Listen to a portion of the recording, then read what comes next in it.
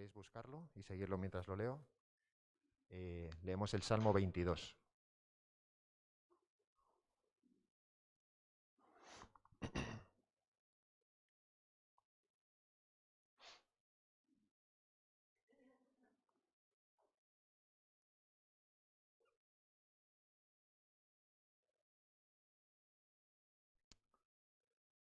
Dice así la palabra de Dios. Dios mío, ¿por qué me has desamparado? ¿Por qué estás tan lejos de mi salvación y de las palabras de mi clamor? Dios mío, clamo de día y no respondes, y de noche y no hay para mi reposo. Pero tú eres santo, tú que habitas entre las alabanzas de Israel. En ti esperaron nuestros padres, esperaron y tú los libraste. Clamaron a ti y fueron librados, confiaron en ti y no fueron avergonzados. Mas yo soy gusano y no hombre, oprobio de los hombres y despreciado del pueblo. Todos los que me ven me escarnecen, estiran la boca, menean la cabeza diciendo: se encomendó a Jehová, líbrele él, sálvele, puesto que en él se complacía. Pero tú eres el que me sacó del vientre, el que me hizo estar confiado desde que estaba a los pechos de mi madre. Sobre ti fui echado desde antes de nacer. Desde el vientre de mi madre, tú eres mi Dios. No te alejes de mí, porque la angustia está cerca, porque no hay quien ayude. Me han rodeado muchos toros, fuertes toros de Basán me han cercado. Abrieron sobre mí su boca, como león rapaz y rugiente. He sido derramado como aguas, y todos mis huesos se descoyuntaron. Mi corazón fue como cera, derritiéndose en medio de mis entrañas. Como un tiesto se secó mi vigor, y mi lengua se pegó a mi paladar, y me has puesto en el polvo de la muerte. Porque perros me han rodeado, me han cercado cuadrilla de malignos. Horadaron mis manos y mis pies. Contar puedo todos mis huesos. Entre tanto, ellos me miran y me observan. Repartieron entre sí mis vestidos, y sobre mi ropa echaron suertes. Mas tú, Jehová, no te alejes. Fortaleza mía, apresúrate a socorrerme. Libra de la espada mi alma, del poder del perro mi vida. Sálvame de la boca del león, y líbrame de los cuernos de los búfalos. Anunciaré tu nombre a mis hermanos. En medio de la congregación te alabaré. Los que teméis a Jehová, alabadle, glorificadle, descendencia toda de Jacob, y temedle vosotros, descendencia toda de Israel. Porque no menospreció ni abominó la aflicción del afligido, ni de él escondió su rostro, sino que cuando clamó a él, le oyó. De ti será mi alabanza en la gran congregación. Mis votos pagaré delante de los que le temen. Comerán los humildes y serán saciados. Alabarán a Jehová los que le buscan. Vivirá vuestro corazón para siempre. Se acordarán y se volverán a Jehová todos los confines de la tierra, y todas las familias de las naciones adorarán delante de ti, porque de Jehová es el reino y él regirá las naciones. Comerán y adorarán todos los poderosos de la tierra, se postrarán delante de él todos los que descienden al polvo, aun el que no puede conservar la vida a su propia alma. La posteridad le servirá. Esto será contado de Jehová hasta la postrera generación. Vendrán y anunciarán su justicia. A pueblo no nacido aún anunciarán que él hizo esto. Vamos a orar.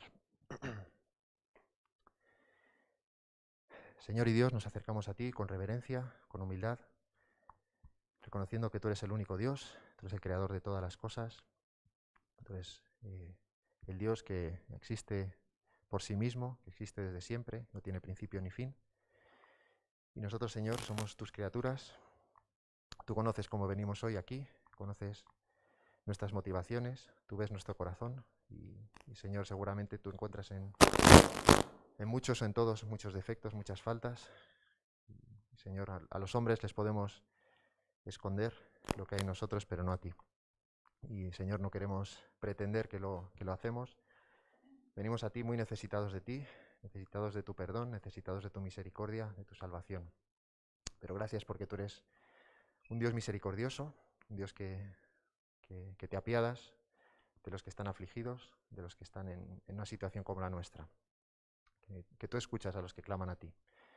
Y Señor, nosotros hemos clamado en nuestra debilidad, en nuestra situación, en la situación que estábamos por culpa de nuestro pecado, enemistados contigo, mereciendo tu desaprobación, mereciendo tu juicio justo. Pero Señor, te damos gracias porque por tu misericordia nos enviaste a tu Hijo, ese que está profetizado en las Escrituras mucho antes de que viniera, como por ejemplo en este Salmo, Y Señor, nos asombra que el Dios del universo se hiciera un hombre y sufriera como ningún otro hombre. Señor, qué glorioso tu Hijo, siendo tu Hijo eterno, que se hiciera hombre y que se humillara siendo hombre, se humillara haciéndose hombre y que sufriera el desprecio y el oprobio por amor a los que iba a salvar, entre los que estamos nosotros. Señor, no es algo que no cabe en nuestra mente, es algo que no podemos agradecerte, pero lo aceptamos con mucha gratitud y te alabamos por ello. Y por ese motivo estamos hoy aquí, para alabarte, para darte gracias por lo que has hecho en nuestras vidas, por tu salvación, para disfrutar de la comunión que ahora podemos tener contigo. Ya no somos tus enemigos, Cristo nos ha acercado a ti y ahora somos tus hijos. Y queremos darte lo mejor de nosotros. Te ofrecemos nuestras vidas, Señor, y nos encomendamos a ti, sin pretender que somos autónomos, reconociendo nuestra necesidad de ti. Refréscanos hoy, Señor. Necesitamos escuchar tu palabra, necesitamos que tu Espíritu nos dé vigor, nos dé vida y nos acerque a ti. Te lo pedimos en su nombre, en nombre de tu Hijo. Amén.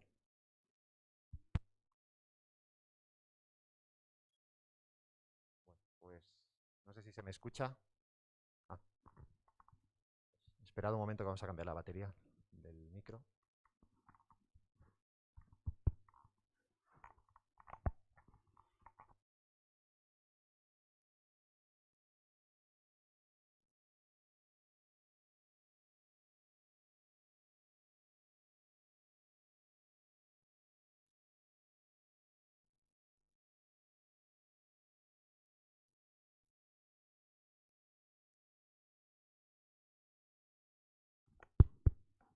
Bueno, a ver si ahora mejor. Bueno, pues vamos a continuar, desgraciadamente sin cantar, pero al menos podemos escuchar uno de los himnos que cantábamos hace tiempo, que se titula Dios de majestad y gloria. Dios de majestad y gloria, Dios el Rey universal, Dios que actúa en nuestra historia, Dios del coro celestial. ¿Quién es digno de alabarte y tu nombre pronunciar? Dios de juicio y de pureza, Dios del monte Sinaí, Dios de gracia y de belleza, Dios en el Getsemaní. ¿Quién es digno de alabarte y tu nombre pronunciar? Dios en Cristo revelado, Dios que desde el cielo habló, Dios en Hijo, el encarnado Dios del Padre, don de amor. ¿Quién es digno de alabarte y tu nombre pronunciar? Dios que da al que le suplica, Dios el Hijo que murió, Dios que al reo justifica, Dios que vive y da el perdón. ¿Quién por gracia ha de alabarte y tu nombre pronunciar? Dios que limpia y santifica, Dios, Espíritu eficaz, Dios que afirma y edifica, Dios, palabra de verdad. ¿Quién por gracia ha de alabarte y tu nombre pronunciar? Dios en quien nos amparamos, Dios del reino sin final. Dios, cantamos y adoramos, Dios el trino, el inmortal. Ya podemos alabarte y tu nombre pronunciar.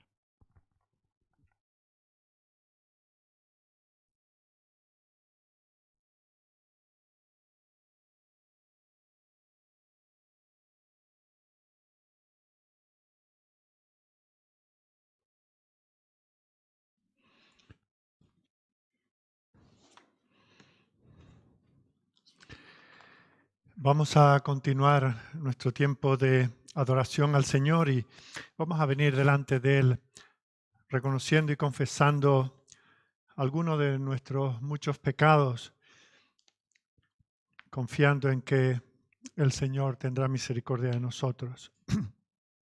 Y hoy nuestra confesión de pecado está basada en el Salmo 118 y nos dirigimos a Él diciéndole: Dios bueno y compasivo, nos inclinamos ante ti para confesar nuestro pronto olvido de tus muchas misericordias. Como individuos y como iglesia, parece que nos faltasen razones para proclamar tu fidelidad en el cumplimiento de tu pacto.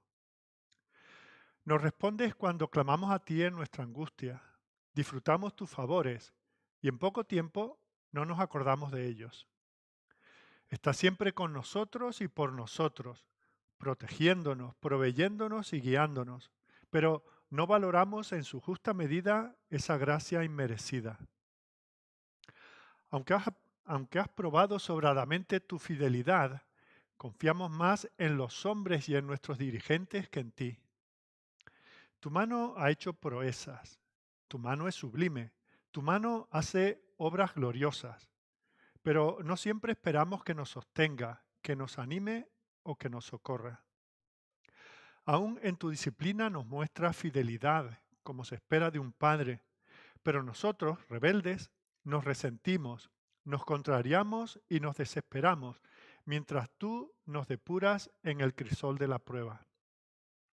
Tu Hijo es la roca sobre la que se edifica nuestra vida, la cabeza del ángulo de nuestros pensamientos y de la Iglesia. Pero nosotros construimos fuera de plomo, apoyados más en ideas humanas que en tu sabiduría.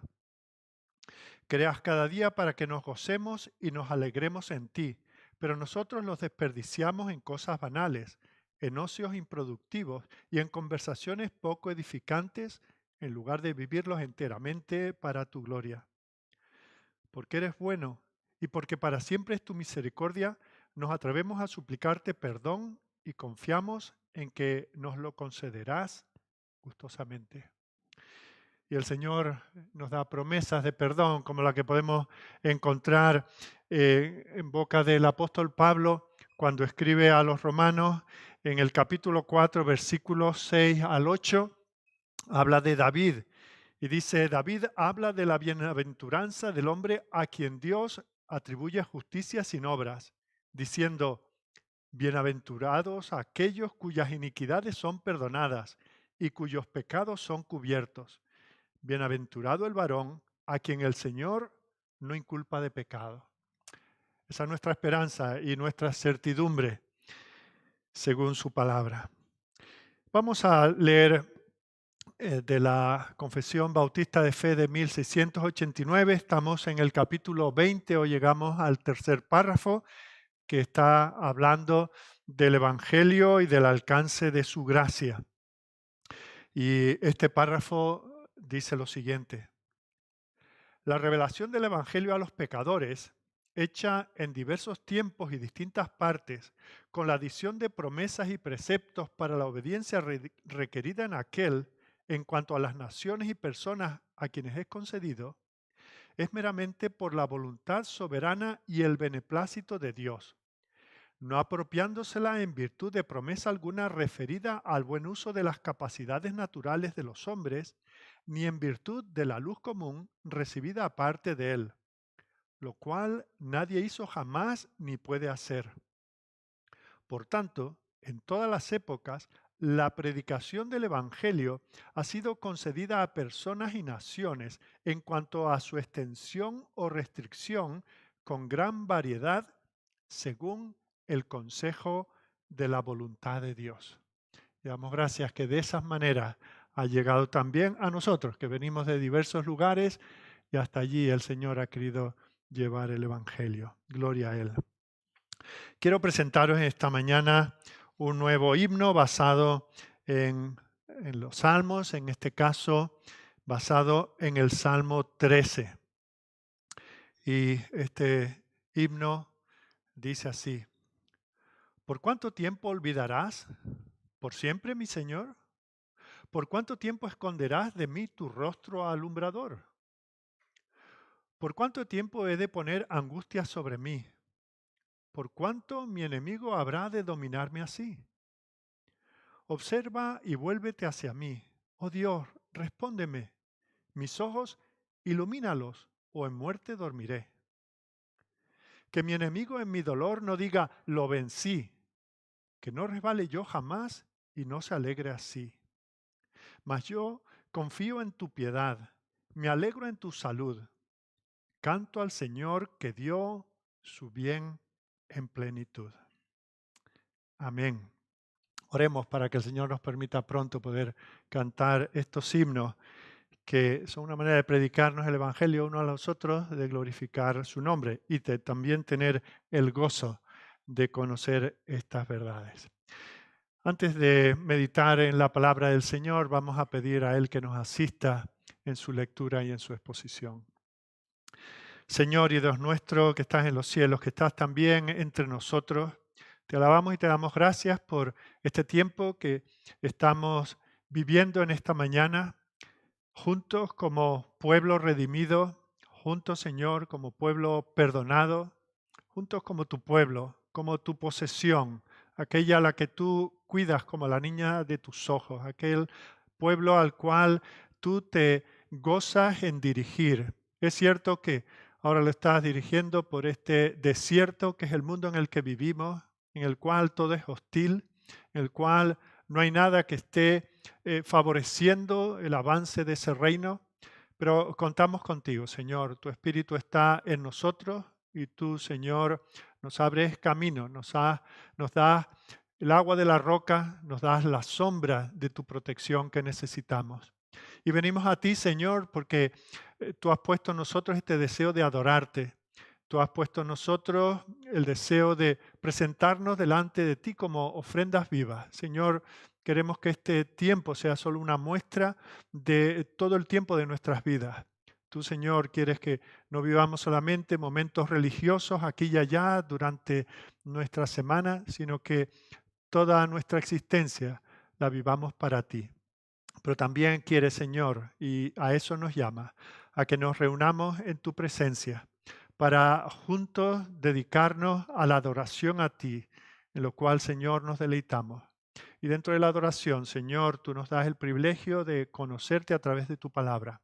Gracias, Señor, por haberla inspirado. Gracias por mantenerla a lo largo de los siglos, por preservarla. Gracias por todos aquellos hombres y mujeres que a lo largo de los siglos han puesto sus vidas en ocasiones en peligro con tal de preservarla, con tal de enseñarla. Gracias, Señor, por aquellos que han sido nuestros maestros. Gracias, Señor, por aquellos que nos han dado ayuda para entender algunas porciones de tu palabra, que como también dice el apóstol Pedro, algunas son más difíciles de entender.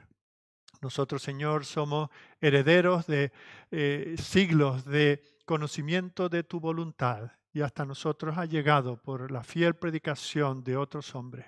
Te pedimos, Señor, que de igual manera nosotros tomemos la responsabilidad de recibirla para darla.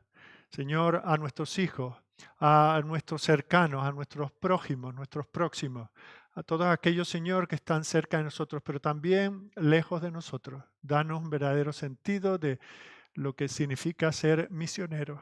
Señor, que llevemos el Evangelio hoy que nos das tantas facilidades para llegar a cualquier confín de la tierra. Señor, que aprovechemos las oportunidades que nos das para dar a conocer tu verdad. Pero para eso, Señor, es necesario que nosotros mismos la conozcamos. Por eso te pedimos, Señor, que tú nos bendigas ahora. No queremos solamente tener un conocimiento intelectual de tu palabra, sino un conocimiento espiritual. Queremos conocerte, Señor, con la fuerza que tú nos des, con la luz que tu Espíritu ponga en nuestras mentes y en nuestros corazones. No nos atrevemos, Señor, a venir por nosotros mismos a hacer este ejercicio. Señor, porque eso lo hacen también los impíos. Abren tu palabra y se atreven a proclamarla según sus propios criterios y preconcepciones. Y nosotros, Señor, queremos humillarnos, queremos escucharte a ti. Te pedimos para ello tu asistencia y tu presencia. Señor, tú sabes cómo es el futuro para cada uno de nosotros, los días venideros, de esta semana, de este mes, de el resto del año y los años venideros. Tú sabes las pruebas por las cuales nos vas a hacer pasar. Tú sabes, Señor, las tentaciones a las que vamos a estar expuestos. Y te pedimos, Señor, que para eso nos prepares. Señor, sabemos que como tu siervo Isaías vio la gloria de tu Hijo sobre su trono y quedó maravillado y asombrado. Señor, quisiéramos tener una experiencia semejante. Pero, Señor, que eso no sea flor de un día. Queremos, Señor, vivir en comunión contigo. Venimos aquí, Señor, tal vez después de haber pecado, después de haberte ofendido con nuestros pensamientos, con nuestros labios, con nuestros gestos, con nuestros ojos, después de haber hecho cosas aborrecibles delante de ti. Y, Señor, si tú no estás con nosotros, volveremos a caer en las mismas cosas. Por eso te pedimos que tu palabra no solamente sea bálsamo sanador, sino que también sea medicina que nos prevenga de ofenderte, de caer en el pecado y de vivir como si no hubiera pasado nada. Que echemos 3 lagrimitas después de pecar y volvamos de nuevo a lo mismo. Señor, avívamonos. Señor, refréscanos. Señor, trae tu Espíritu sin medida sobre nosotros para que los propósitos que aquí tenemos continúen con nosotros el resto de esta semana y en los días venideros. Bendice a cada uno de los que estamos aquí, aquellos que nos siguen eh, por los medios de los que hoy disponemos, desde sus casas, desde otros lugares, que allí, Señor, nos alcance también tu Espíritu por tu palabra. Y, Señor, que nos examinemos, que no recibamos la palabra como una rutina más que incluso nos pueda cansar o aburrir, sino como si nuestra vida dependiera de ello, porque realmente es así. Bendice a aquellos que están entre nosotros, que están ajenos al pacto y a las promesas, que están en este mundo sin Dios y sin esperanza. Ten misericordia de ellos. Si es tu voluntad, Señor, que este sea el día en que ellos se den cuenta de que no pueden presentarse delante de ti en el día del juicio, a menos que estén cubiertos por la sangre de Cristo, y que corran a ti, Señor, pidiendo tu favor y tu misericordia. Señor, necesitamos tantas cosas que no podemos proveernos nosotros mismos, por eso te las pedimos a ti, sabiendo de tu generosidad en dar. Y Señor, no lo hacemos en nuestros méritos, sino lo hacemos a través de Jesucristo, de su nombre y de lo que Él ha hecho por nosotros. Amén. En esta mañana llegamos al capítulo 53 de Isaías. Estamos considerando este libro desde hace ya muchas semanas. Y hoy vamos a terminar el capítulo 52, comenzando en el versículo 13, y vamos a leer todo el capítulo 53. Os recuerdo o no sé si os recuerdo, os anuncio que este es el cuarto llamado Cántico del Siervo. Y encontramos, podríamos decir, un resumen de las cosas que se anunciaron en los cuatro cánticos del siervo anteriores. Yo voy a leer desde la Nueva Versión Internacional, que dice así: mirad, mi siervo triunfará, será exaltado, levantado y muy enaltecido. Muchos se asombraron de él, pues tenía desfigurado el semblante. Nada de humano tenía su aspecto.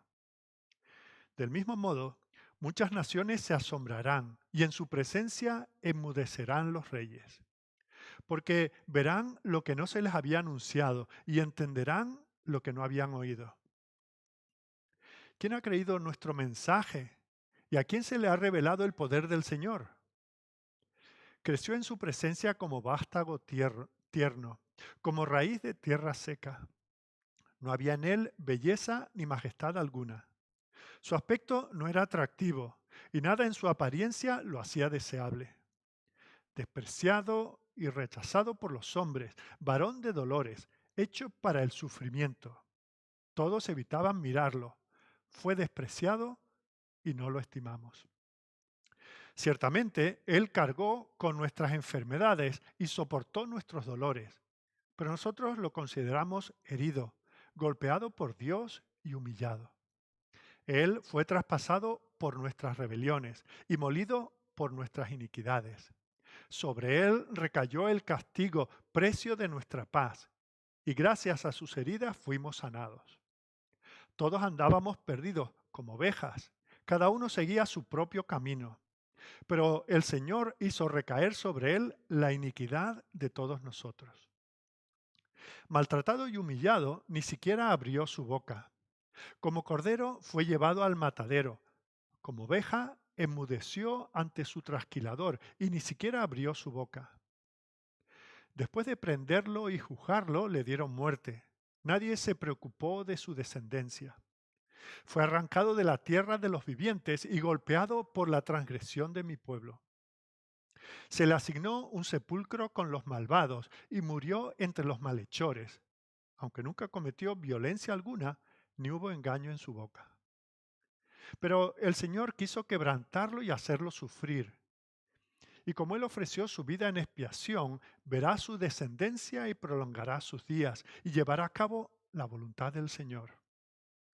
Después de su sufrimiento, verá la luz y quedará satisfecho. Por su conocimiento, mi siervo justo justificará a muchos y cargará con las iniquidades de ellos. Por lo tanto, le daré un puesto entre los grandes y repartirá el botín con los fuertes, porque derramó su vida hasta la muerte y fue contado entre los transgresores. Cargó con el pecado de muchos e intercedió por los pecadores. En los capítulos anteriores de Isaías, el Señor ha estado hablando de Ciro como el libertador de Israel de la cautividad babilónica a la cual estaban encaminados. Pero en los tres cánticos del siervo que hemos considerado, en el capítulo 42, el capítulo 49 y el capítulo 50, hemos visto cómo están entremezcladas esas referencias al siervo del Señor, a nuestro Señor Jesucristo, con referencias a Ciro, que era el que de manera inmediata, eso no quiere decir en aquel momento, habrían de pasar muchas décadas hasta que primero fuesen al exilio y luego el Señor usara a Ciro para hacerle salir. Vemos como en todo este tiempo el Señor está hablando de un libertador más grande que Ciro. Como digo, hay referencias a Ciro, que sería el siervo que de manera más cercana iba a obrar en favor del pueblo del Señor, pero más allá de este, había de venir el gran libertador, el gran siervo del Señor.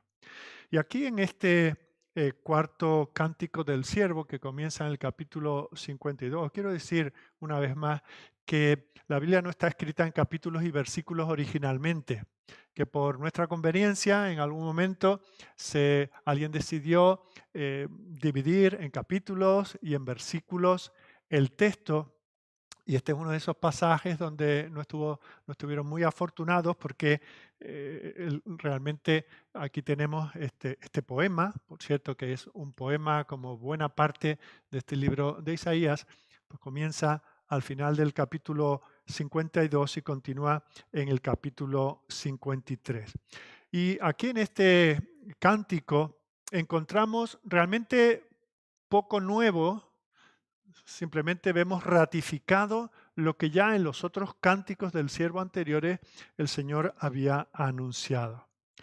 Ahora, este es un pasaje central en toda la Escritura. Buena parte del Nuevo Testamento pivota, gira alrededor de este pasaje.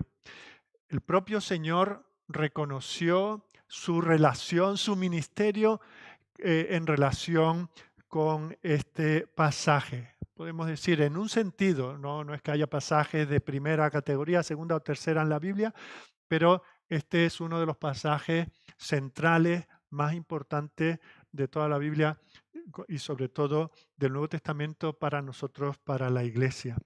Fijaos que el mismo Señor lo citó hablando de sí mismo.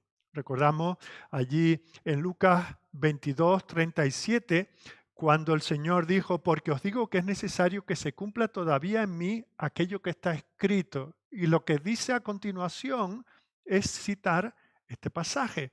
Dice, y fue contado con los inicuos, porque lo que está escrito de mí tiene cumplimiento. Y esa expresión es una cita del versículo 12 del capítulo 53, donde dice, por tanto yo le daré parte con los grandes y con los fuertes repartirá despojos, por cuanto derramó su vida hasta la muerte y fue contado con los pecadores, habiendo él llevado el pecado de muchos y orado por los transgresores. En otros lugares, el Señor también cita este pasaje de Isaías 53, cuando Él habla de que Él tenía que sufrir grandemente. O, por ejemplo, cuando Él dice aquella frase famosa que Él no había venido para ser servido, sino para servir y dar su vida en rescate por mucho. Lo encontramos en Mateo 8 y en Mateo 10. Esa expresión está sacada de este pasaje de Isaías 53. Y no solamente el Señor se referencia a sí mismo respecto a este pasaje de Isaías 53, sino que otros, los escritores del Nuevo Testamento, también una y otra vez citaban este pasaje, este cántico del siervo. Hasta en 8 ocasiones citan Isaías 53. Por ejemplo, Juan lo aplica a Jesús cuando está en aquel contexto de la incredulidad de Jerusalén, a la cual él viene y le rechazan. Fijaos que dice que eso sucedió, fijaos, después de la entrada triunfal en Jerusalén, todo el mundo, Hosana, Hosana, y pronto van a decir, crucifícale, crucifícale. Y él dice que todo eso es en cumplimiento de este pasaje de Isaías 53. Leemos en Juan 12:38 que aquel desprecio, aquella incredulidad de la gente en Jerusalén fue para que cumpliese la palabra del profeta Isaías que dijo, Señor, ¿quién ha creído a nuestro anuncio? El primer versículo del capítulo 53. ¿Quién ha creído a nuestro anuncio? ¿Y a quién se ha revelado el brazo del Señor? Así que vemos cómo Juan pone en boca del Señor que él dice que aquello se estaba cumpliendo aquí. También vemos cómo Mateo relaciona el ministerio de sanidad del Señor Jesús con este pasaje de Isaías 53. Y recordamos después de que el Señor sana a la suegra de Pedro, vienen otras muchas personas a ser sanadas. Y dice Mateo en el 8:17, eso ocurrió para que se cumpliese lo dicho por el profeta Isaías cuando dijo, Él mismo tomó nuestras enfermedades y llevó nuestras dolencias. Así que tenemos a Juan, tenemos a Mateo relacionando a Jesús con Isaías 53. Vemos también a Pedro en 1 de Pedro 2, versículos 22 al 25, tiene una serie de citas extraídas de Isaías capítulo 53, versículos 5, 6, 9 y 11. Leo lo que dice Pedro. Hablando de Jesús, dice, el cual no hizo pecado ni se halló engaño en su boca, quien cuando le maldecían no respondía con maldición, cuando padecía no amenazaba, sino encomendaba la causa al que juzga justamente, quien llevó él mismo nuestros pecados en su cuerpo sobre el madero, para que nosotros, estando muertos a los pecados, vivamos a la justicia, y por cuya herida fuisteis sanados. Porque vosotros erais como ovejas descarriadas, pero ahora habéis vuelto al pastor y obispo de vuestras almas. ¿Os dais cuenta? De nuevo encontramos aquí esa referencia de Pedro. Lucas también. Lucas lo hace en el libro de los Hechos y pone en boca del apóstol de Felipe, en aquel encuentro que tiene con el etíope que iba leyendo el libro de Isaías y justamente, ¿qué estaba leyendo? Vamos a leerlo. Hechos capítulo 8, versículo 30. Acudiendo Felipe, lo oyó que leía al profeta Isaías y dijo, ¿pero entiendes lo que lees? Él dijo, ¿y cómo podré si alguno no me enseñare? Y rogó a Felipe que subiese y se sentara con él. El pasaje de la escritura que leía era este, como oveja a la muerte fue llevado y como cordero mudo delante del que lo trasquila. Así no abrió su boca. En su humillación no se le hizo justicia, mas su generación, ¿quién la contará? Porque fue quitada de la tierra su vida. Esto es lo que él estaba leyendo. Y ahora mirad lo que dice Lucas.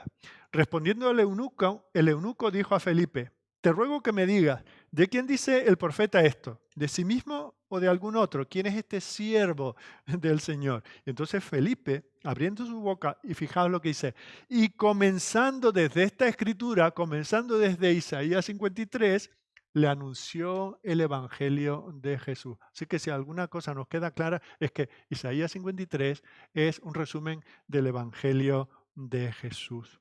Luego, aparte de esas citas concretas, que podríamos decir entrecomilladas, que hacen pues Mateo, Lucas, Juan, Pedro, vemos como hay otra serie de afirmaciones, tal vez que no son citas concretas, pero sí hay afirmaciones sobre el rechazo del Señor, sobre el ser quitado en Isaías 53, que las encontramos de nuevo en el Nuevo Testamento.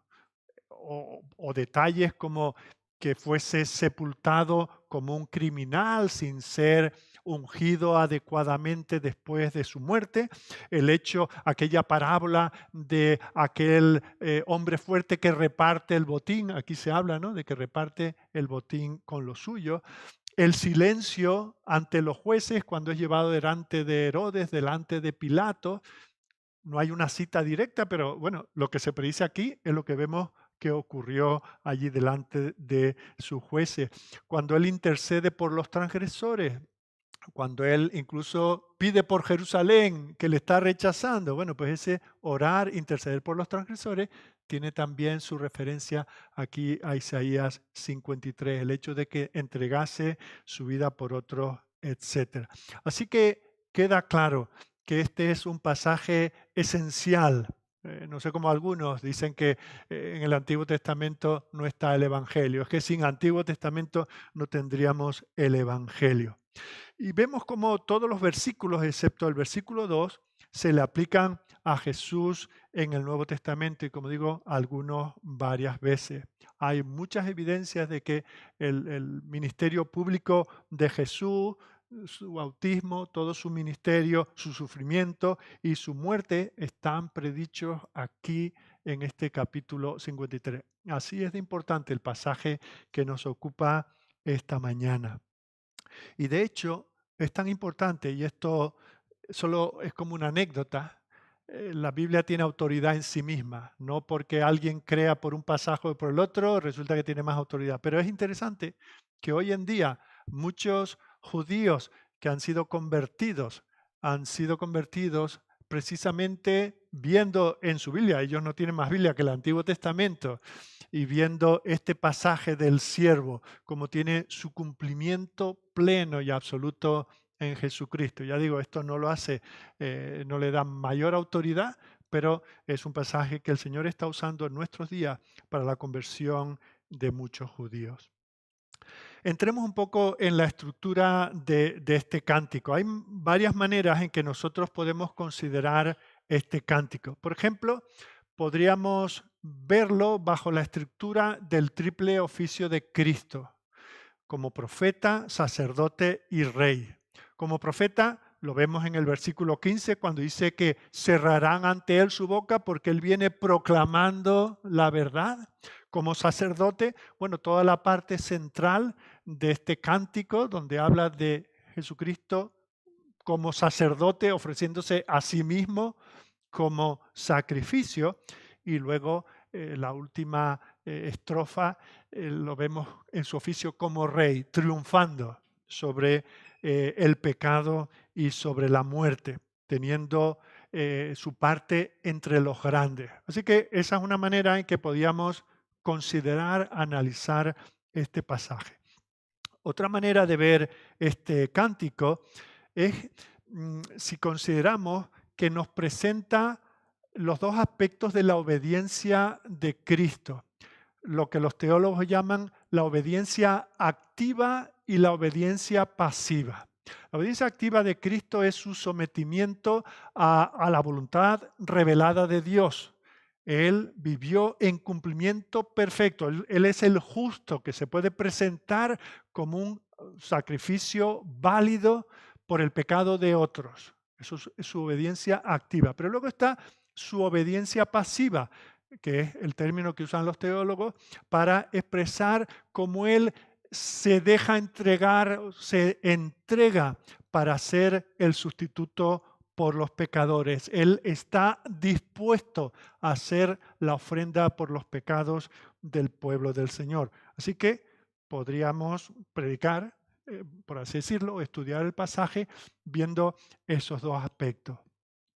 Otra manera de afrontar este pasaje sería viendo el triple estado del Señor Jesucristo. Primero, su preexistencia en los versículos finales del capítulo 13, ese que es exaltado, ya es exaltado, lo veremos luego con detalle. Jesucristo no ha sido exaltado después de su resurrección, de ofrecerse, sino que ya lo vimos en el capítulo 6, alto y exaltado en su trono. Ese es el estado su preexistencia previa a venir a ofrecerse en este mundo por el pecado. Luego, el segundo estado es su humillación, que sería pues, las estrofas de este cántico con las que comienza el capítulo 53. Y en tercer lugar, pues su estado de exaltación, que serían los versículos 11 y 12, donde ahora es elevado. Así que hay diferentes maneras y no es una u otra, es que todo eso está aquí, tan rico es y podríamos dedicar más de un domingo, incluso una serie de estudios a todo esto en particular. Quisiera decir un poco cuál es la estructura literaria de este pasaje. Aquí encontramos nosotros lo que se suele llamar un quiasmo. Un quiasmo hay una letra griega que es la chi o ki, que en mayúscula es como una X, como unas aspas, ¿verdad? Y entonces en esta estructura vemos como hay un pensamiento inicial que es paralelo al pensamiento final. Luego hay un segundo pensamiento que es paralelo, tiene su contrapartida en el penúltimo. Puede ser muy largo y tener un tercero que tiene su contrapartida con el antepenúltimo, etc.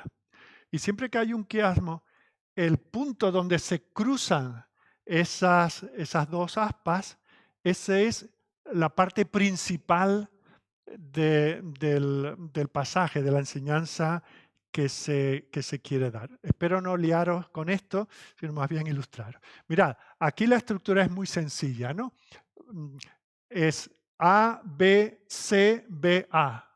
El primer pensamiento tiene su contrapartida en el quinto, el segundo en el cuarto y el tercero, el del medio, es el mensaje principal, es la esencia, lo que el autor quiere resaltar. Esto dentro de la cultura hebrea era algo muy, muy común, lo encontramos en muchos lugares, tanto en el Antiguo como en el Nuevo Testamento. También esto se puede ver como una parábola, no en el sentido de una parábola de las de la Biblia, esas historias con las que el Señor ilustraba el Evangelio, sino que es en aritmética, en geometría, ¿verdad? Esa curva que tiene un eje y en cada lado de la curva tiene equidistancia con el centro.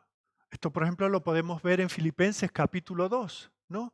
Hablando de Jesucristo, que siendo Dios, no estimó eso como cosa que aferrarse, sino que se hizo siervo, se despojó, hasta que murió. Y luego, ¿qué hizo? Fue resucitado y ahora ascendido. ¿Os fijáis? Hay una equidistancia. Bueno, pues eso también, y lo encontramos en muchos otros pasajes de la Escritura. Aquí empezamos con la exaltación del siervo, terminamos con la exaltación del siervo. Luego hay una descripción detallada del rechazo que encontró el siervo entre los suyos. Y en el centro, la tercera estrofa, vemos cómo que es no la más importante, pero es donde se quiere poner el objetivo, el énfasis, vemos cómo es la obra expiatoria de Cristo. Así que esa es la estructura literaria. Habiendo dicho esto, vamos a ver las 5 estrofas. No sé si ya lo he dicho, está compuesto por 5 estrofas de 3 versículos cada una. Y comenzamos con la primera estrofa donde se presenta que este exaltado sería una piedra de tropiezo para los suyos, para los que supuestamente tendrían que verlo como una piedra preciosa. Así que vemos como lo primero que hace Isaías es enfatizar la exaltación de Cristo. Dice en el versículo 13 que ha de levantarse, ser prosperado, engrandecido, exaltado a un lugar muy elevado. Dice, he aquí que mi siervo será prosperado, será engrandecido y exaltado y será puesto muy en alto. Algunos han sugerido que aquí hay como 3 etapas de la exaltación de Jesús, no parece probable, no es un asunto tanto de etapas, sino de el grado de elevación, ¿verdad? Y está marcado por esos verbos, prosperar, engrandecer, exaltar. Y algo que es importante que tengamos en mente es que el siervo, para ser exaltado, no tiene por qué pasar por esa humillación. Ya él es exaltado. Lo hemos mencionado anteriormente en el capítulo 6, cuando Isaías tiene aquella visión. Vamos a leerlo en el capítulo 6, versículo 1. Mirad cómo se le pone fecha, dice: en el año que murió el rey Usías, vi yo al Señor. Y aquí Juan en el capítulo 12, versículo 41 nos va a decir que el Señor es el Señor Jesús. Dice que Isaías está hablando del Señor Jesús. Eh, Dice: vi yo al Señor sentado sobre un trono alto y sublime. Y luego pasa a describir esa exaltación previa. Jesucristo no tuvo que esperar a ser exaltado a su ascensión después de su muerte y resurrección. Él venía de la gloria. Ese es su estado original. Y en esa visión que tiene Isaías, mirad cómo habla de esa exaltación. Sus faldas llenaban el templo. Por encima de él había serafines, cada uno tenía 6 alas. Con 2 cubrían sus rostros, con 2 cubrían sus pies y con 2 volaban. Y el uno al otro daba voces diciendo: Santo, Santo, Santo, Jehová de los ejércitos. Toda la tierra está llena de su gloria. Y los quiciales de las puertas se estremecieron con la voz del que clamaba, y la casa se llenó de humo. Entonces, ante esa visión de el Señor exaltado, Isaías dijo: ay de mí, que soy muerto, porque siendo hombre inmundo de labios y habitando en medio de pueblo que tiene labios inmundos, han visto mis ojos al Rey, Jehová de los ejércitos. Luego en el capítulo 9, no lo voy a leer, pero por los que tomáis nota, el capítulo 9, versículos 2 al 7, ¿cómo se presenta? Pues como ese niño que es nacido, ¿verdad? Hijo que nos es dado y que es, no que será, sino que es Dios fuerte, Padre eterno, príncipe de paz, además de admirable consejero. Así también en otros pasajes, en el primer cántico del siervo, en el capítulo 42, leerlo luego en casa, versículos 1 al 7, de nuevo se presenta como ese que ya es exaltado. Lo vamos a ver en el peor estado posible, en mitad del cántico. Pero ¿de dónde viene? De la exaltación más absoluta. Así que aquí tenemos una afirmación de esa gloria preexistente del Salvador previa a su encarnación. Y lo que hace Isaías es presentarnos, por así decir, su situación original para entonces presentarnos su humillación. Es como si pusiese el trasfondo, el telón de fondo de la gloria de este siervo para decir de qué manera este siervo es humillado. Y esa humillación la vemos en los versículos 14 y 15. La traducción aquí es compleja y es posible que incluso encontréis en distintas Biblias como el lenguaje varía, pero lo importante que quiere dejar aquí claro Isaías es el contraste entre esos muchos que se levantan contra él, en el versículo 14, y los muchos que en su momento van a ser convencidos e iluminados. Mirad, versículo 14. ¿Cómo se asombraron de ti muchos, de tal manera que fue desfigurado de los hombres su parecer y su hermosura más que la de los hijos de los hombres? Así asombrará, para unos es desfigurado, indigno de mirarlo, dice, pero asombrará a muchas naciones. Los reyes cerrarán ante él la boca porque verán lo que nunca le fue contado y entenderán lo que jamás habían oído. Esto para el pensamiento de un judío era insostenible, era algo que no podían recibir. La sugerencia de que el siervo del Señor pudiera sufrir de esta manera les resultaba espantosa. Pero no penséis que les resultaba espantosa porque decía, ay, pobrecito, lo que tuvo que pasar. No, no. Es que para ellos quedaba descalificado. Fijaos que es por eso que Pablo dice a los corintios, nosotros predicamos a Jesucristo, para los judíos ciertamente tropezadero. El concepto que ellos tenían del siervo del Señor, del Mesías, del Redentor, del Salvador, no podía ser descalificado. Mirad, esa palabra que en el versículo 15 se traduce como desfigurado, es la misma que se utiliza para describir aquellos animales que por tener alguna tara, algún defecto, no eran válidos para ser sacrificados. Os leo, por ejemplo, en Malaquías capítulo 1, versículo 14.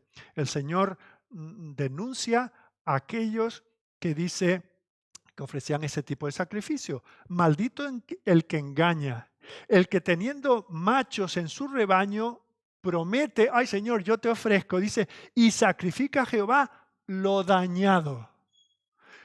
Fijaos, el mismo Señor dice, no me vengáis a ofrecer un animal que ya está para morirse y por ahorraros incluso el hacer el agujero en la tierra, me lo traéis a mí, o el que está cojo, o el que está estéril, el que ha recibido una cornada.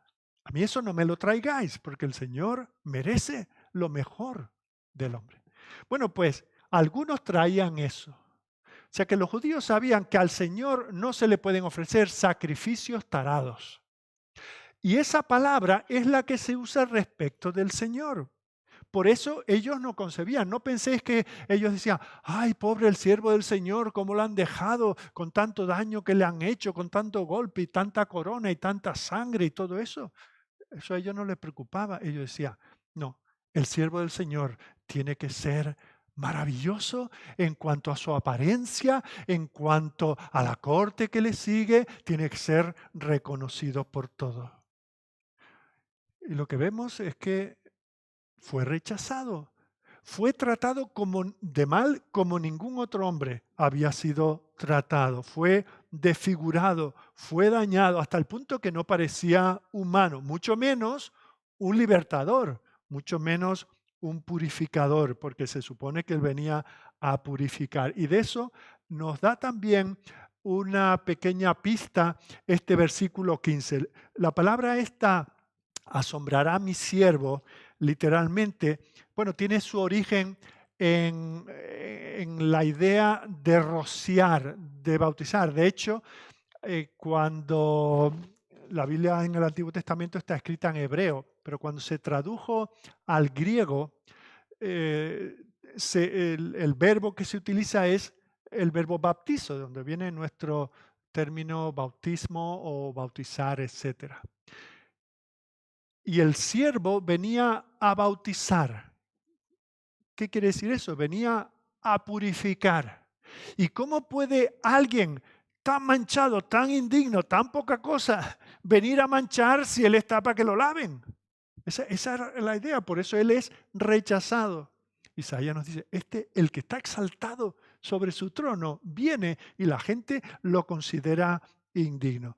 Como digo, este verbo, por si quiero ilustraros, que no me estoy inventando nada. Por ejemplo, en Levíticos 14:7 dice, y rociará en aquel contexto de la purificación de la lepra, el sacerdote tenía que rociar 7 veces sobre el que se purifica de la lepra y le declarará limpio. En Números 8:7 dice, rocía sobre ellos el agua de la expiación. En Números 19 hay muchos pasajes donde se utiliza esta expresión.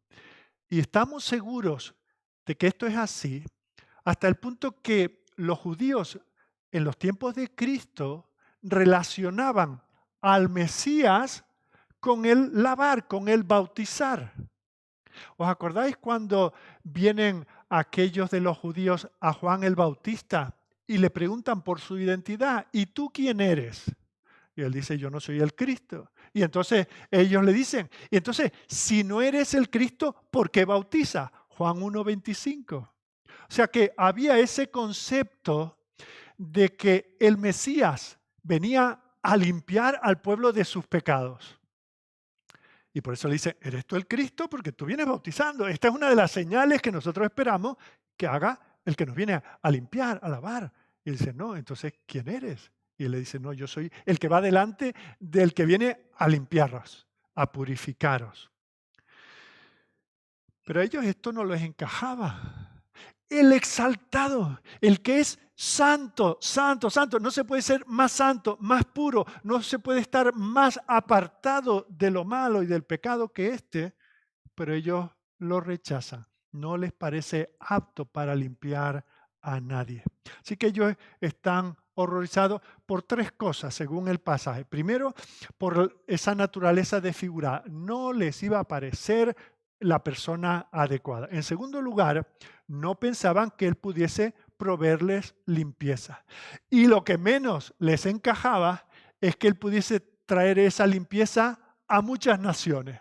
Ahí ya sí que no. Cuando le tocaba el asunto de la etnia, los judíos no lo podían entender.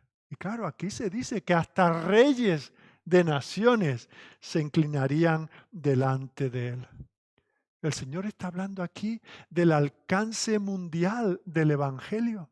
Su siervo vendría no solamente a liberar a esta pequeña nación de Israel en sus horas más bajas, como estaba en los tiempos de Isaías. Su propósito era la liberación de hombres y mujeres de todas las razas y de todos los lugares. Incluso el apóstol Pablo, cuando recordáis que él tenía el propósito de predicar el Evangelio, no donde ya fuese conocido, o sea, no, y donde era conocido, pues en la sinagoga, entre los judíos, sino llevar el Evangelio donde no era conocido. Y cuando él argumenta eso, ¿a que no sabéis de dónde sacó el pasaje que citó? Pues de Isaías 53. En Romanos 15, 21 dice, como está escrito, aquellos a quienes nunca le fue anunciado acerca de él verán, y los que nunca han oído de él entenderán. Así termina esa primera estrofa de este cántico.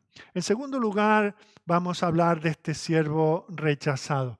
Cuando nosotros pensamos en el Señor y en sus sufrimientos, en los cuales Él dice que iba a estar experimentado, no, era un experto en sufrir quebranto. Solemos pensar en su sufrimiento físico, en aquellos latigazos, en aquella corona de espinas, en aquellos clavos que atravesaron sus brazos, sus pies y sus manos, en aquella lanza que atravesó su costado. Pero ese ser experimentado, eso fue doloroso, fue tremendo, pero fue puntual. Su experiencia, el tener todo un currículo en sufrimientos, no solamente tenía que ver con esos golpes físicos, sino sobre todo el rechazo, la decepción, la soledad.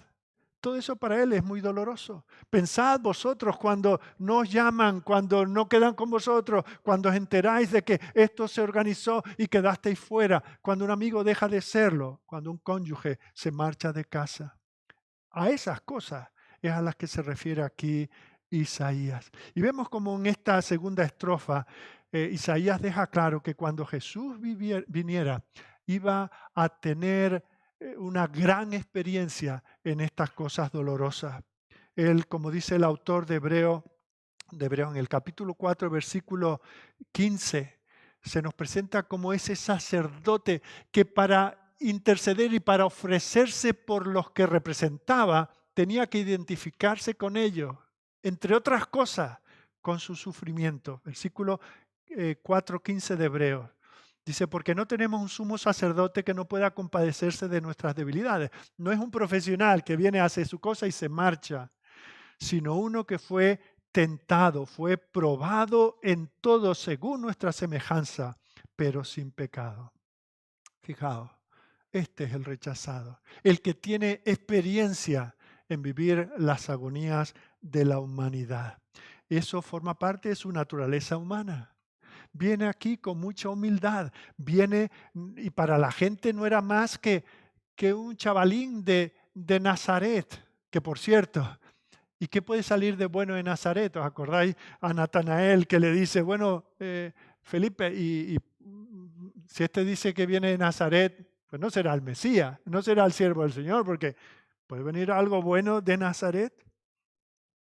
Luego también se nos dice que no iba a ser el hombre más atractivo de la tierra, ¿verdad? Sería un judío común y corriente. Mirad cómo lo expresa aquí Isaías.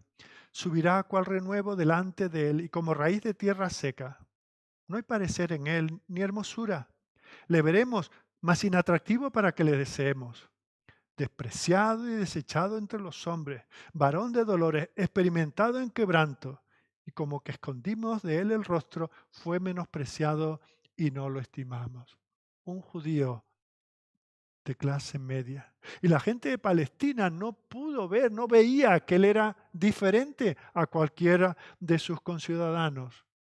Un hombre del pueblo. Pero este hombre del pueblo dice que no solamente recibiría este sufrimiento, sino que sería quebrantado.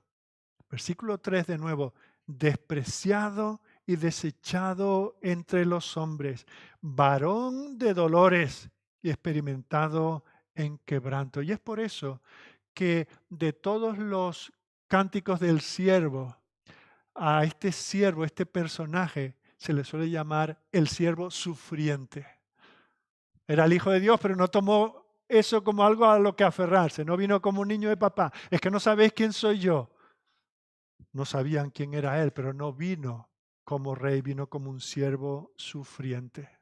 Claro, eso el pueblo de Israel no lo podía entender. No podían entender que se sometiese como un oprimido al daño que le pudiesen hacer los tiranos en su maldad.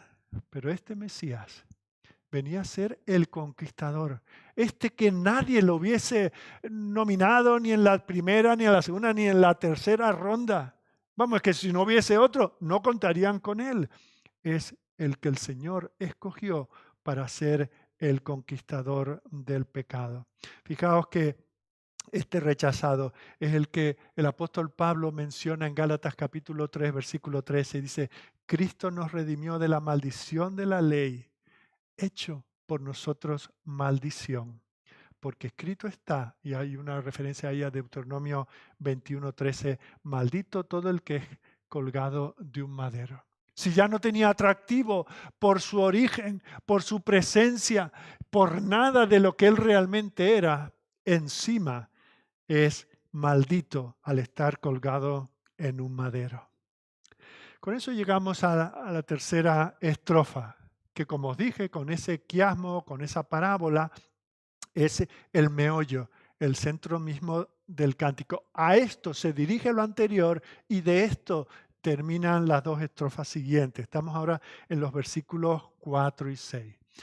Y esto es lo central, esto es lo que Isaías, movido por el Espíritu del Señor, quiere que nosotros tengamos en mente. Los primeros lectores y los primeros oyentes de lo que él decía y nosotros también. Esta es la parte. No es que lo otro no sea importante, pero a esto conduce lo anterior.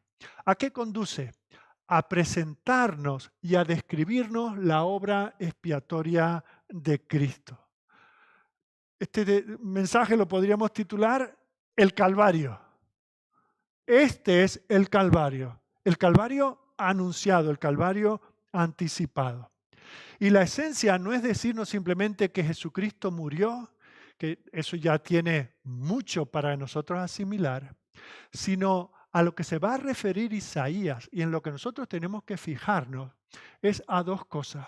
A que con esto Él estaba como un sustituto, Él no murió por sí mismo, murió como un sustituto, y luego también el principio de la satisfacción.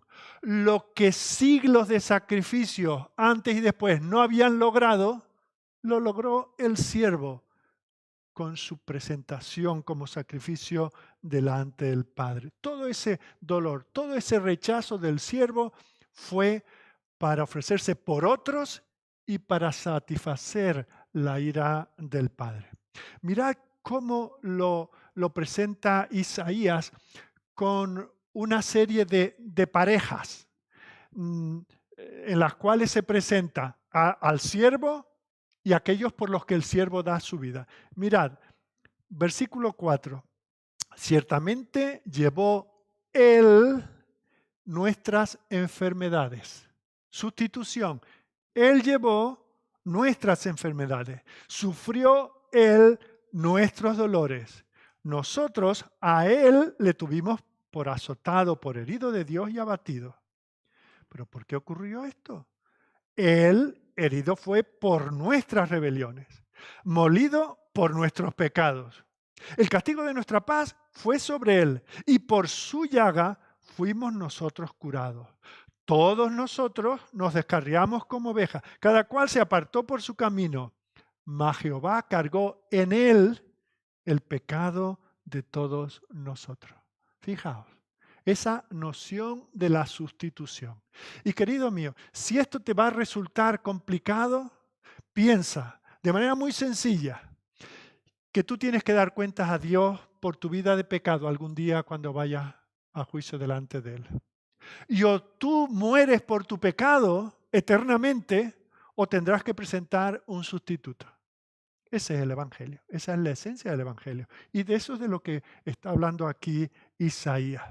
Ahora, esta noción de la sustitución no es algo nuevo, no es algo que surja aquí. Ya vemos cómo está establecido anteriormente por todo el Antiguo Testamento. Esa idea de que alguien soporte el dolor para con ese dolor salvar a otro y para sufrirlo. Lleva el sello de la Escritura. Tal vez lo vemos en primer lugar en la historia de Abraham cuando lleva a su hijo a ser sacrificado. Lo encontramos allí en Génesis capítulo 22, versículo 3, donde vemos que Dios mismo es el que provee un sustituto. Entonces alzó Abraham sus ojos y miró, no sé si lo he dicho, Génesis 22, 13. Entonces alzó Abraham sus ojos y miró, y aquí a sus espaldas un cardero trabado en un zarzal por sus cuernos. Y fue Abraham y tomó el carnero y lo ofreció en holocausto en lugar de su hijo. Por cierto, abro aquí un paréntesis. A veces la gente dice, no es justo que tengamos que pagar por el pecado de Adán. Pero qué bien nos viene que tengamos justicia por la muerte de Cristo. Fin del argumento, ¿verdad? Bueno, pues aquí vemos cómo eso se presenta. Dios presenta, y es lo que le dice Abraham a su hijo cuando van subiendo, papá, tenemos la leña, tenemos el fuego y el sacrificio. ¿Y qué dice Abraham a su hijo? El Señor se proveerá. Asimismo, Dios es el que provee el sustituto, Dios es el que provee el sacrificio. Y eso que comienza allí, esa idea de la sustitución, que comienza allí con Abraham, lo vemos luego desarrollado. Por ejemplo, el Señor manda a Moisés que diga al pueblo que cuando haya un homicidio sin resolver, alguien aparece en mitad del campo, no había CSI cuando eso, no había cámaras y había que resolver. Hay un hombre muerto, no se ha muerto, lo han muerto, ¿verdad? Lo han matado. Entonces había una ley. Y fijaos en la ley cómo está este principio de la sustitución. Tenemos que ir a Deuteronomio capítulo 21, versículo 1. Dice, si en la tierra que Jehová tu Dios te da, recordad que esto está dicho justo antes de cruzar el Jordán para poseer la tierra.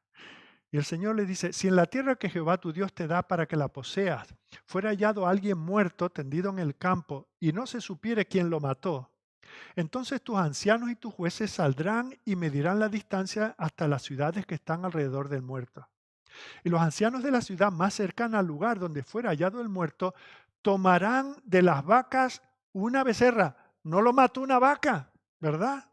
Pero tomarán de las vacas, tomará una becerra que no haya trabajado, que no haya llevado yugo.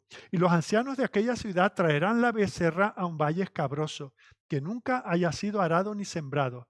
Y quebrarán la cerviz de la becerra allí en el valle.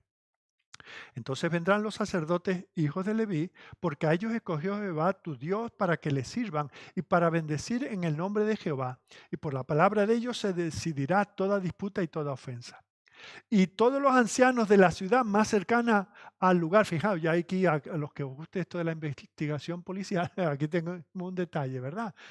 Más fácil que sea alguien de por aquí el que lo mató que alguien de Australia, ¿verdad? Entonces, bueno, se mide, bueno, esto está más cerca de este pueblo, de esta aldea, de esta ciudad, pues tienen que venir los ancianos de esa ciudad más cercana, lavarán sus manos sobre la becerra, antes hablamos del lavamiento, etcétera, lavarán sus manos sobre la becerra cuya cerviz fue quebrada en el valle y protestarán, jurarán y dirán: nuestras manos no han derramado esta sangre, ni nuestros ojos lo han visto. Perdona a tu pueblo Israel al cual redimiste, oh Jehová, y no culpes de sangre inocente a tu pueblo Israel. Y mirad lo que dice: y la sangre le será perdonada. La sangre de ese individuo que ha sido asesinado le será perdonada. Y tú quitarás la culpa de la sangre inocente de en medio de ti cuando hicieres lo que es recto ante los ojos de Jehová. ¿Os dais cuenta? Esto de el siervo sustituyendo a los culpables no es un concepto nuevo de Isaías 53. Ya esto formaba parte de la cultura y de la religión de aquel pueblo. Y lo vemos en esas ofrendas diarias, semanales, mensuales y anuales que tenían que presentarse primero en el tabernáculo y luego en el templo. Aquí está ese concepto de la ofrenda por la culpa. Mirad lo que dice aquí el versículo 10 de Isaías.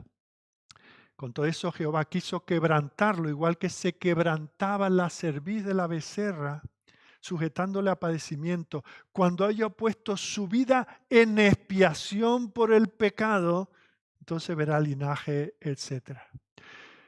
Si nosotros estudiamos sobre todo el libro de Levítico, que es donde se desarrolla para los levitas, para que supiesen los distintos sacrificios que se ofrecían, había muchos tipos de sacrificios, pero todos tenían algo en común, ese elemento de la sustitución. El adorador traía la ofrenda, el adorador tenía que degollarla, mancharse su falda, sus pies, sus manos, con su cuchillo tenía que degollarla y luego el sacerdote presentaba esa sangre en ofrenda delante del Señor. Y ya luego disponía, según el sacrificio, los holocaustos se quemaban completamente, era todo para el Señor. En otros casos había unas partes que eran quemadas y otras para los sacerdotes, y habían otras, estoy resumiendo esto mucho, pero básicamente estaban esas ofrendas de paz, de gratitud al Señor, donde se quemaba algo para el Señor, los sacerdotes se quedaban con una parte y el oferente con su familia se comían el resto.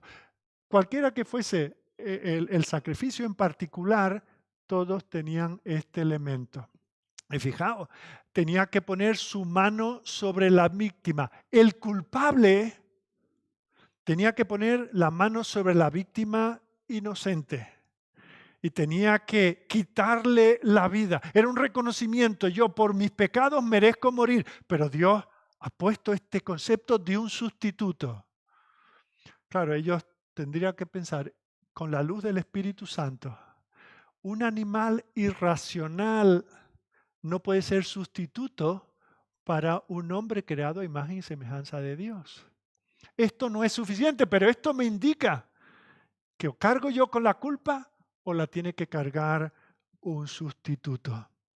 Y mirad cómo ese principio de la sustitución lo encontramos en el sacrificio de la Pascua, en aquella ceremonia del chivo expiatorio, ¿os acordáis? Había un chivo que era muerto y había otro que se ponía las manos sobre él y se dejaba ir, que se perdiera. Claro, si lo matabas no podías hacer que se alejase con el pecado, por eso hacían falta dos. Pero la idea es que era un mismo sacrificio, uno moría y el otro alejaba el pecado.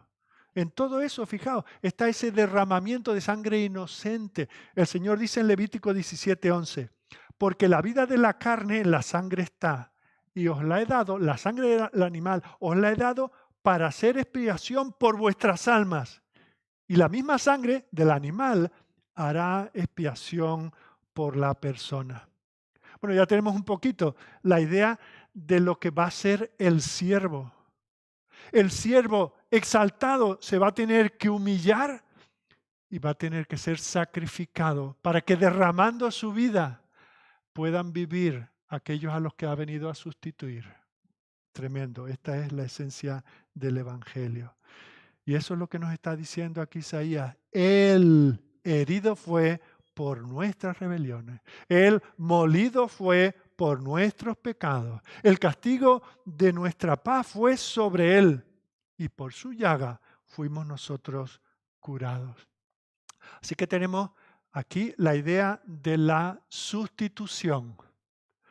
Pero había dicho que también aquí se presenta la idea de la satisfacción. Mirad cómo lo presenta. Dice, fue herido por Dios, azotado, versículo 4, ciertamente llevó él nuestras enfermedades y sufrió nuestros dolores, y nosotros le tuvimos por azotado, por herido de Dios y abatido. La respuesta que nos da la Escritura es que el pecado, nuestro pecado, no el del siervo, el pecado no puede quedar castigado. La justicia de Dios, la naturaleza de Dios no puede tolerar el pecado. Como la naturaleza del fuego no es compatible con el papel que arde muy fácilmente.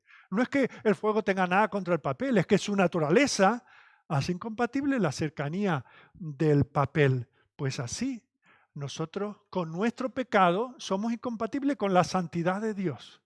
Y no hay nada que nosotros podamos hacer. El papel no puede hacer nada para evitar el fuego, a menos que el fuego haga algo, a menos que Dios haga algo, a menos que la ira de Dios sea aplacada por el propio Dios, desviándola sobre un sustituto. Y la buena noticia del Evangelio, lo que hace que el Evangelio sea Evangelio, que las buenas noticias sean buenas noticias, es que lo que nosotros no podemos hacer, el Señor lo va a hacer por medio de este siervo, por medio de este sustituto.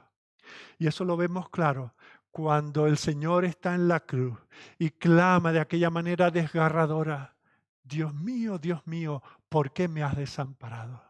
Porque en aquel momento Él estaba viviendo la suerte del pecador, desamparado por Dios, para que nosotros podamos ser hijos de Dios. Gloria a Él. El Señor levantó la vara de su ira y golpeó a Cristo con toda su fuerza. Dice que fue herido por Dios para que nosotros no suframos ni un solo golpe. Así que aquí tenemos en este verso central, tenemos esta idea de la sustitución y de la satisfacción. Y a esto es a lo que la Biblia y los teólogos llaman la propiciación.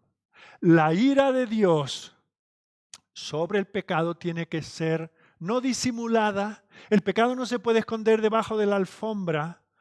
La ira de Dios tiene que ser propiciada, tiene que ser apartada. ¿Cómo? Cayendo sobre un sustituto. Y por eso te decía al principio, un día vas a tener que comparecer delante de Dios. Todos los que estamos aquí y el resto de la humanidad con nosotros. ¿Y o sufrimos la ira de Dios o decimos, Cristo ya sufrió tu ira en mi lugar? ¿Dónde estás tú en ese sentido esta mañana? Recuerda que el apóstol Juan nos dice que Él es la propiciación por nuestros pecados. Él es el que desvía el castigo justo de Dios que merece nuestro pecado. Así que esa es la estrofa central de este cántico. Más brevemente, vamos a ver la cuarta estrofa. Y aquí lo que se resalta es que ese cordero que se presenta en silencio. Aquí se habla de su juicio, de su muerte y de su sepultura. Pero fijaos que al mencionar su sepultura y su tumba, por cierto que es una descripción tan precisa que los críticos de la Biblia dicen, esto no pudo ser escrito 700 años antes de Cristo. Recordar que allí en el versículo 9 dice, y se dispuso con los impíos su sepultura, mas con los ricos fue en su muerte. Eso es lo que ocurrió exactamente, palabra por palabra, cuando el Señor envió allí a José de Arimatea, aquel hombre que tenía medio suficiente y que tenía una tumba sin utilizar, preparada tal vez para él y para su familia, y lo puso en ese sepulcro nuevo que había labrado en la peña. Se cumplió al pie de la letra, eso algunos no lo toleran. Pero fijaos, a pesar de la violencia del juicio y de la muerte, angustiado, afligido, a pesar de estar como cordero en matadero, a pesar de ser cortado de la tierra de los vivientes, algo que caracteriza a este siervo es que permaneció en silencio. Eso es lo que asombraría a las naciones. Eso lo recoge Pedro en Primera de Pedro, que es el pasaje que os dije antes que Pedro cita de Isaías 53. Dice Primera de Pedro 2:23, quien cuando le maldecían no respondía con maldición. Cuando padecía no amenazaba, sino encomendaba la causa al que juzga justamente. Quien llevó él mismo nuestros pecados en su cuerpo sobre el madero, para que nosotros, estando muertos a los pecados, vivamos a la justicia, y por cuya herida fuisteis sanados. El Cordero callado se ofreció, no se quejó, tenía todos los derechos para protestar aquella injusticia. ¿Por qué? Por lo que vemos en la última estrofa, la gloria, la corona de este siervo. Fijaos que a pesar de la inocencia, a Cristo lo trataron como un culpable. Dice el versículo 10, con todo eso, Jehová quiso quebrantarlo, sujetándole a padecimiento y haciendo que él pusiese su vida en expiación por el pecado. Fijaos que lo que ocurrió aquí, es cierto que los hombres lo acusaron, es cierto que los hombres lo golpearon, pero lo más grave de todo es que el cielo mismo lo denunció, como si él mismo fuese no un pecador, sino el mismo pecado. El cielo cerró sus puertas de tal manera que se acabó momentáneamente la comunión del Hijo con el Padre. Toda lujuria, toda codicia, todo homicidio, todo robo, toda lascivia, todo el mal, toda la hez del mundo, la cargaba el siervo del Señor en la cruz. A pesar de ser inocente. Es interesante, en Lucas capítulo 23 hay cinco reconocimientos de distintas personas de que este era un hombre justo, santo, perfecto. Tenemos a Pilato. Lucas 23:4. Pilato dijo a los principales sacerdotes y a la gente, ningún delito hallo en este hombre. Este no era uno de sus amiguetes, los discípulos, no. Este era un enemigo, pero por más injusto que fuese, tuvo que decir, tuvo que reconocer que era un varón perfecto. Ningún delito hallo en este hombre. Y vuelve en el versículo 14, va a Herodes y vuelve. Y dice en el versículo 14, me habéis presentado a este hombre como un hombre que perturba al pueblo, pero habiéndole interrogado yo delante de vosotros, no he hallado en este hombre delito alguno de aquellos de que le acusáis. No había delito del que se le podía acusar. Una tercera vez, en el versículo 22, y les dijo por tercera vez, pues qué mal ha hecho este, ningún delito digno de muerte hallado en él. Y luego vemos más adelante, el ladrón de la cruz le dice al otro compañero de fechoría, nosotros la verdad justamente padecemos porque recibimos lo que merecieron nuestros hechos, mas este ningún mal hizo. Y finalmente el centurión, otro que tampoco era de su grupo de amigos. Dice, cuando el centurión vio lo que había acontecido, dio gloria a Dios diciendo, verdaderamente este era hombre justo. Y para los que quieran otro testimonio, en el versículo 15 encontramos a Herodes también, que sin decirlo literalmente, pero no halló ninguna falta en el Señor. Ahora, fijaos, está claro, no es que lo diga solo el Padre diciendo, este es mi Hijo amado en el cual tengo complacencia.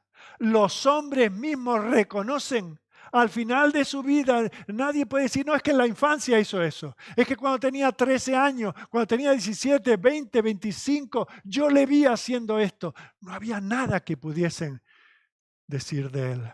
Sin embargo, fue crucificado como un criminal común. Ahora, fijaos, lo importante de esto que viene a decirnos ahora Isaías es que si bien los hombres fueron instrumentales, fueron agentes de Dios en esto, quien lo entregó fue el propio Padre. Esto es la gracia de Dios manifestada. No fue un accidente, no fue un mal juicio, a ver si se repite, a ver si apelamos al Supremo. No, no, es que el Supremo lo consideró como un maldito. Los hombres, fijaos, lo reconocen como perfecto. Los hombres lo entregan. Hay muchos versículos que nos dice, por ejemplo, en Mateo 20 dice, y le entregarán a los gentiles, Mateo 20, 19. Mateo 26, Judas dice, ¿qué me queréis dar y yo os lo entregaré? Capítulo 27, y le llevaron atado y le entregaron a Poncio Pilato. Mateo 27, 18, porque sabía que por envidia le habían entregado. Pilato sabía que los judíos lo entregaron por envidia. Y cuando se le ofrece aquel el 2 por 1 de Barrabás y tal, dice, le entregó para ser crucificado. O sea que parece que este siervo, los mismos que lo reconocen como inocente, son los que le entregan. Eso es así, muy correcto y muy cierto. Pero ¿qué nos dice aquí Isaías? Que no obstante, aunque los hombres le reconocen como inocente, pero le culpan como un auténtico asesino, quien está detrás de todo esto es Dios mismo. El Padre le entregó, le plació o le plugo, que ambas maneras se puede decir, quebrantarlo. Versículo 10.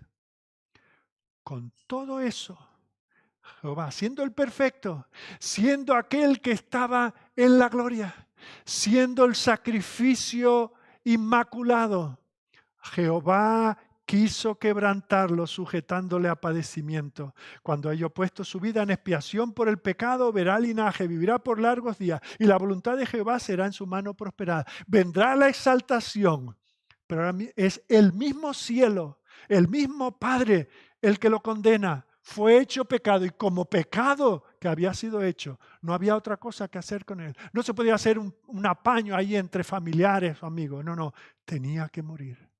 Y aquí esto es lo que encontramos que hablaba anteriormente de esa obediencia pasiva de Cristo. Aquí no se está hablando de su obediencia a las leyes, eso es lo que los hombres pudieron reconocer que estaba, pero luego que fuese entregado por el Padre con el instrumento de los hombres. Esto es lo que dice Pedro allí en Hechos, en el sermón que predicó el día de Pentecostés.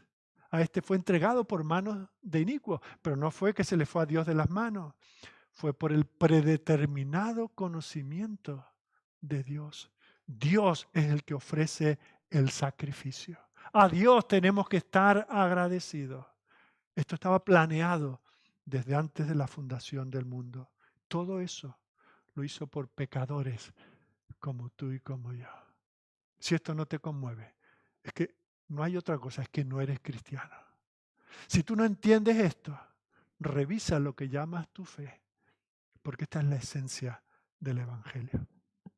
Ahora, y antes de terminar, hay algo que, por el pasaje, por lo que dice, que tenemos que contestar, que tenemos que afrontar, porque decimos, bueno, ¿y esto por quién lo hizo? ¿Por quién murió? ¿Por quién fue entregado por el Padre? Bueno, pues Isaías describe a este siervo dando su vida, dice, por la rebelión de mi pueblo, versículo 8, por cárcel y por juicio fue quitado, y su generación, ¿quién la contará? Porque fue cortado de la tierra de los vivientes, y por la rebelión de mi pueblo fue herido. Está claro, fue por el pueblo elegido de Dios. Más adelante, en el versículo 11, habla de los muchos. Verá el fruto de la aflicción de su alma y quedará satisfecho. Por su conocimiento justificará mi siervo justo a muchos y llevará las iniquidades de ellos. Ya al final del capítulo 52, versículo 15 dice, así asombrará él a muchas naciones. En ese reparto del botín que dice ahí al final, ¿quién participa? Participa su pueblo. Y si nos atenemos a lo que la exégesis sana nos permite hacer, podemos llegar y tenemos que llegar a la conclusión de que la entrega del Padre al Hijo, el ofrecimiento voluntario del Hijo en sustitución de los pecadores, es por aquellos pecadores que el Padre le dio, por aquellos pecadores que el Padre había escogido desde antes de la fundación del mundo y se los entregó como su esposa. Esto es algo hecho a favor de su pueblo, por mi pueblo, por la rebelión de mi pueblo, dice el versículo 8. Y cuando dice eso, quiere decir por mi pueblo y solo por mi pueblo. No podemos aquí encontrar ninguna otra cosa. Esa sustitución.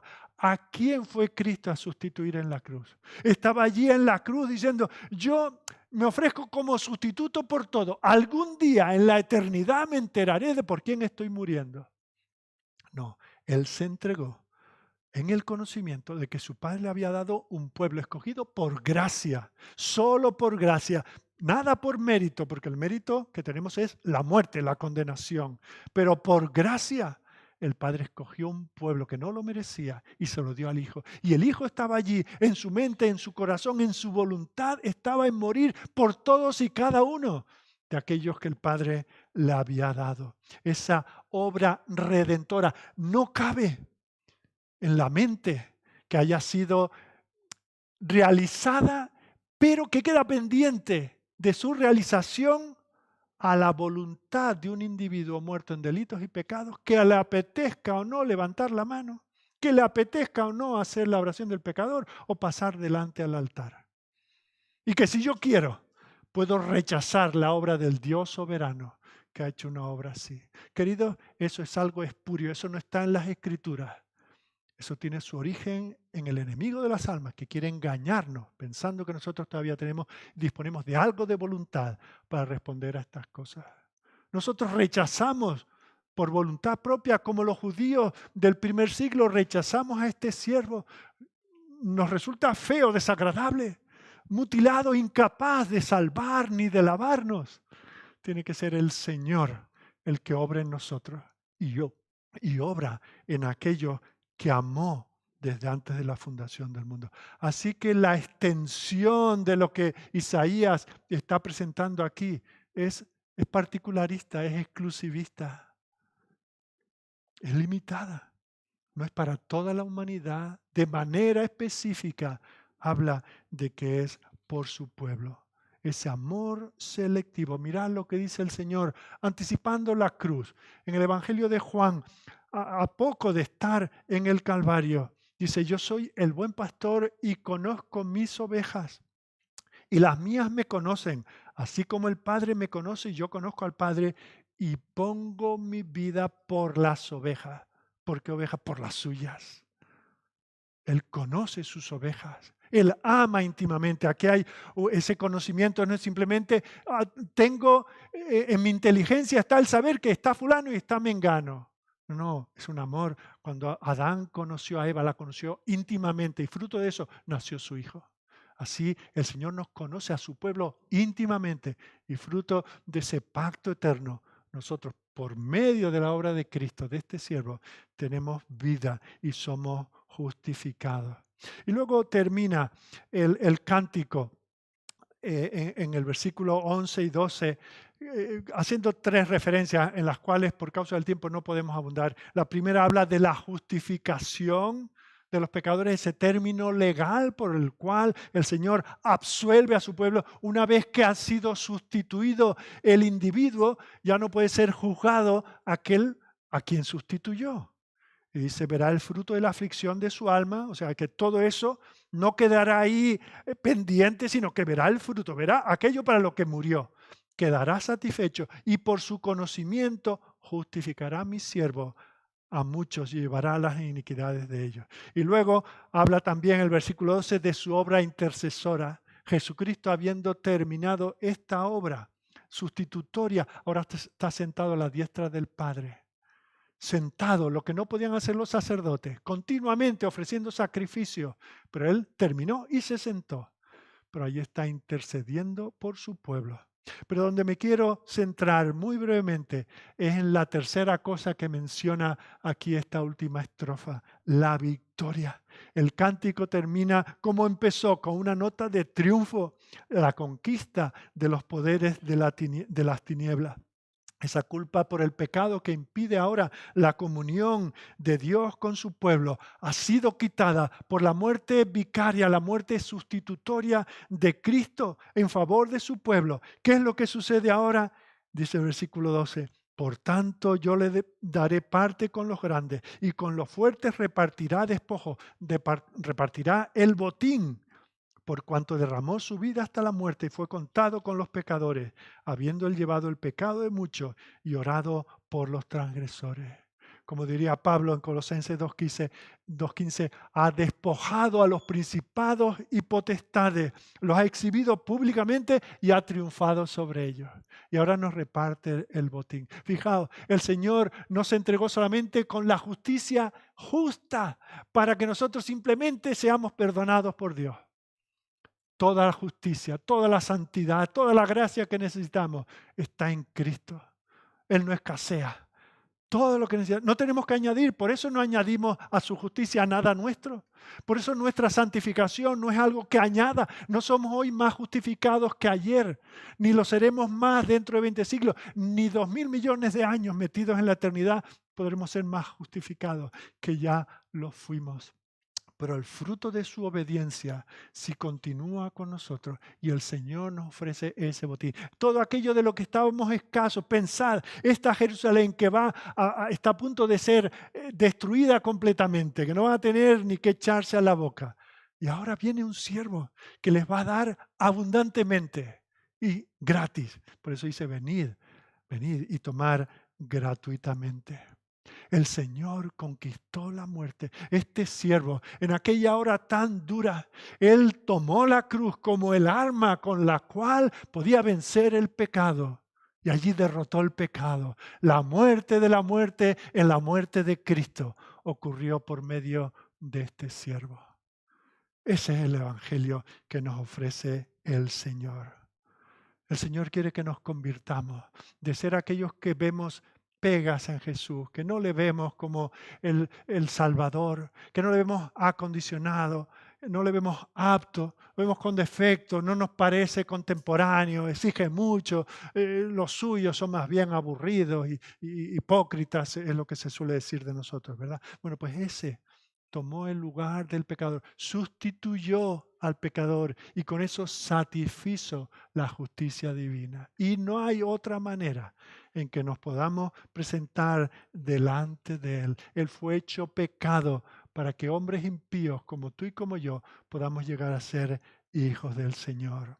Un sustituto perfecto en lugar del pecador. No había en todo el universo otro sustituto. Dice que el Señor, el salmista, el Señor miró desde los cielos sobre los hijos de los hombres, se asomó al balcón de la eternidad a ver si encontraba uno justo. Y tuvo que venir Él. Fuera de Él no hay salvación. Y si tú hoy no estás en Cristo, puedes estar en una religión, puedes estar en un bautismo, puedes estar en cualquier sistema que tú quieras, que te vaya bonito, pero eso no te vale delante de este Señor que es fuego consumidor. Ahora, si estás en Cristo, no tienes que preocuparte más de tus pecados. No tienes nada más que pagar. Cuando Él se entregó en la cruz, terminó diciendo, consumado es. Oremos.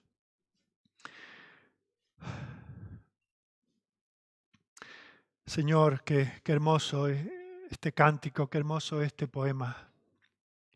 Qué maravilla, Señor, que nos hayas abierto los ojos para sentir que estas palabras son alimento para nuestras almas, que aquí tenemos vida, que aquí tenemos esperanza.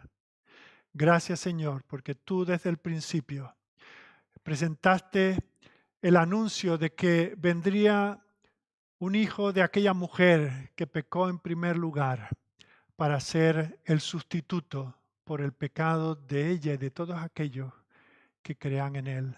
Gracias, Señor, porque como Abraham le proveíste un sustituto, también a nosotros nos has provisto un sustituto y no hay otro, no podemos esperar a otro, no debemos esperar a otro y no podemos pensar que no necesitamos un sustituto. Porque cuando tu Hijo cargaba con nuestro pecado, no había otra cosa que hacer, no había otra manera de redimirnos que muriendo. Y si Él no ha muerto por nosotros, nosotros tendremos que morir por nuestro pecado. Oh Señor, que no nos suceda. Tenemos los corazones endurecidos, a veces hasta vacunados por el Evangelio contra el Evangelio. Y te pedimos, Señor, que tú nos hagas ver la necesidad de acudir a ti, a este siervo que en silencio se ofreció, que fue declarado justo y perfecto por los hombres, pero que el cielo lo declaró culpable porque cargaba con el pecado de su pueblo. Oh Señor, incorpóranos a ese pueblo. Danos una visión de Cristo que nos lleve a ver su santidad, a ver nuestra pecaminosidad y a ver esta provisión como lo más importante que podemos experimentar en esta vida. Señor, gracias por tu siervo Isaías, gracias porque registró estas palabras, gracias Señor porque han llegado hasta nosotros, gracias porque hoy las hemos podido compartir con tu pueblo. Bendícenos a todos, Señor, que no nos quedemos indiferentes diciendo un domingo más, un culto más, un sermón más, esto ya lo conocía. Señor, quebranta nuestros corazones, llénanos de gratitud. Haznos, Señor, aborrecer el pecado por el cual Cristo murió.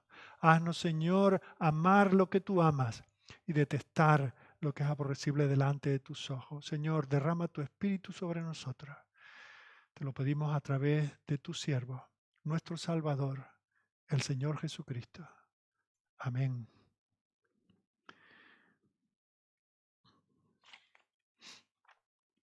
Os recomiendo que leáis detenidamente en casa, en el boletín que recibís, el último himno que hemos incorporado hoy y que habla de ese varón de dolores que murió por nosotros. Pero vamos a concluir con esta doxología que encontramos en Apocalipsis capítulo 1. Gracia y paz a vosotros del que es y que era y que ha de venir, y de Jesucristo el testigo fiel, el primogénito de los muertos y el soberano de los reyes de la tierra, al que nos amó y nos lavó de nuestros pecados con su sangre y nos hizo reyes y sacerdotes para Dios su Padre. A Él sea gloria e imperio por los siglos de los siglos. Amén.